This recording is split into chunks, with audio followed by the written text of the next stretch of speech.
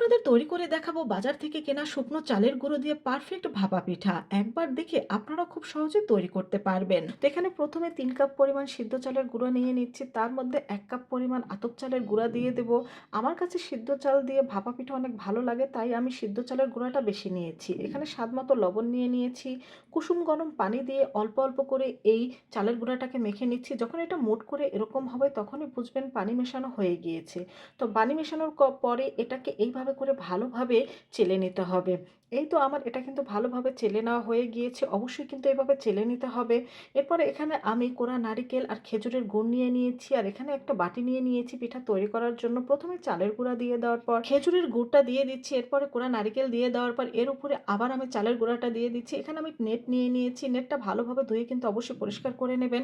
এখন নেট দিয়ে এটাকে এইভাবে করে এখন আমরা পানির ভাপে এটাকে বসিয়ে দেব। তো চুলায় আগে আমি পানিটা ভাপে বসিয়ে দিয়েছিলাম। এর মধ্যে এখন এই পিঠাটা আমি দিয়ে দিচ্ছি। একটা কথা এখানে অবশ্যই মনে রাখবেন, যেহেতু বাজার থেকে কেনা শুকনো চালের গুঁড়ো, তাই অবশ্যই কিন্তু কুসুম গরম পানিটা দিয়ে এই গুঁড়াটাকে মেখে নেওয়ার চেষ্টা করবেন। এই তো আমাদের একটা পিঠা কিন্তু তৈরি করা হয়ে গিয়েছে। একেকটা পিঠা তৈরি করতে ২ থেকে ৩ মিনিটের বেশি কিন্তু সময় লাগে না। আর প্রত্যেকটা পিঠা কিন্তু অনেক বেশি নরম ও তুলতুলে হয়ে থাকে। তো এখন থেকে বাজার থেকে কেনা শুকনো চালের গুঁড়ো দিয়ে তোমরা কিন্তু এইভাবে করে পারফেক্ট ভাপা পিঠা তৈরি করতে পারো। আর রেসিপিটি ভালো লাগলে বন্ধুদের সাথে শেয়ার করো।